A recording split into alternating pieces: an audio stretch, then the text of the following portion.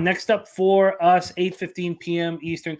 Can't believe that guy fucking scream laughed. That's what he said. He scream laughed at me. And then their defense allowed 500 yards.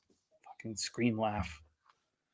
Acrisure Stadium in Pittsburgh, Pennsylvania for this one. Raiders 6-8, 2-6 on the road. Steelers 6-8, 2-4 at home. 12 Fahrenheit. 14 mile per hour winds and cloudy. Let's take a look at the line history here. And we have the Steelers opening up at -2. They're now at -2.5. That -2.5 got juiced to -123, and then it became a 3. That 3 was available at a pick'em now for the Raiders side of things. And now the +3 is at -123, so it's basically a 2.5. From a total, it opened up at 40.5 and it's dropped to 39. It got down to 38.5 and it's come back up a half point. Take a look at the cash flow on this one. We have 4,157 tickets in. 34% of the tickets and 52% of the cash is on the Steelers. And 51% of the tickets, 98% of cash is on the under. And the Sharps have been really good with the Steelers. Seems like when the Sharps are on them that they take care of business. I feel like there's sharp action on them here. Raiders coming off one of the wildest endings in NFL history. We already spoke on it when we talked about the Patriots side of things. The Ramondre Stevenson with the great handoff, takes 23 yards, then flips it back to Jacoby Myers, and then Jacoby Myers looking back and seeing a white guy that's not Christian McCaffrey. Even just seeing a white guy, I wouldn't throw the ball over. It's like the beginning of my UFC betting back in the Liddell days. It was like everyone would be breaking down the fight, and I would just say, I'm going to take the black guy to beat up the white guy. And cash, nonstop cash, and all these fights. I don't know how you throw the ball to a white guy, let alone Mac Jones. Chandler Jones, though, catches the ball and runs in, and McDaniels gets the win against his old boss, Bill Belichick. Carr, 20 for 38 for 231 yards, 3 touchdowns in the pick. Keelan Cole caught 2 passes for 50 yards in the touchdown. Darren Waller returned from injury, caught 3 passes for 48 yards in the touchdown. Jacobs, 22 carries for 93, caught 2 for 17. The D didn't get much pressure, but they completely shut down Mac Jones and the Patriots pass attack. They finished with 0 sacks and 5 quarterback hits, but they held the Patriots to 112 yards through the air, held them to 2 of 13 on third down. Now, their guard, Dylan Parham, has a knee injury, and their linebacker, Darian Butler, with a rib injury. I couldn't get information on them. I tried to see, but there was no update. Steelers coming off a 24-16 road win at Carolina. Mitch looked good, 17 of 22, 179 yards. Kenny Pickett's been cleared from concussion protocol. He will be back at quarterback this week. The Steelers were 12 of 16 on third down, 3 of 3 in the red zone.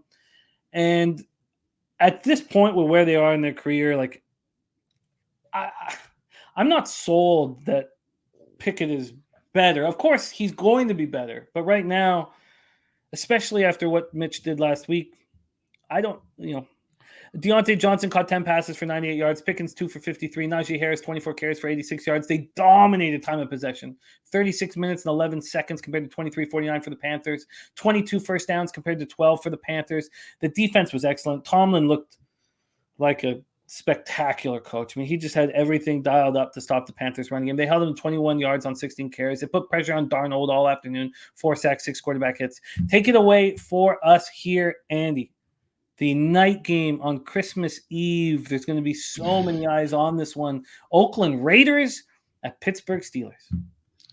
Yeah, this isn't that great of a night game, man. Talk about kind of a letdown because there's some decent matchups. Like, I'm not terribly excited about watching that. I think I'll probably just spend some time with the family here. I don't have a strong take on this. Like, I've been up and down on the Raiders. I probably not making any moves on this, just based on the Raiders. It seems like when they win, we have unlikely wins, or it's just like, hey, they finally figured out how to use Devontae Adams, and then the next game we get bupkis out of him. We get bad game plans from Josh McDaniels. We get bad execution against a Pittsburgh team that's playing kind of good, and then they're going to go ahead and switch quarterbacks back again and give me a guy who. It's been a little tricky when he's down. He plays like a different quarterback, and it can get real bad, in a real big hurry. So home game, kind of two teams that are about even in my match, or they're about even in my numbers right now. So getting 2.5 is about right here. Just no action on this. If Pittsburgh can do anything to stop Josh Jacobs and Devontae Adams can be covered a little bit, they probably win this game. But I'm hesitant to bet on the Raiders, especially off of what we've seen the last few weeks. So the Raiders very live to win this game if the offense gets moving. Pittsburgh hasn't shown an ability to have a big offensive output. So staying off this one completely. I want the Steelers. A little less now seeing Sky Dragon on the Raiders +3. But I want the Steelers. I was extremely impressed with their defense. Should I not be? Should I equate that to the Panthers being terrible? I mean, yeah, if the Panthers can't run, they're going to look pretty bad. So, but you got to give them some credit for slowing that down. So that's where I'm kind of at. I'm kind of at a loss with this Pittsburgh defense and this Raiders offense. And there's plenty of other games. I have like 5-6 other bets. I don't need to get action on this one. Like I said, I think these numbers are very close to where they should be. And in that case, I'm not betting it. I'm gonna be all over this game on fucking Saturday night, man. And I want this. Do you think? And I know we got to move on, and I'm sorry, but do you think that this might actually be a slight step down from Mitch right now? Mitch is also very mistake prone.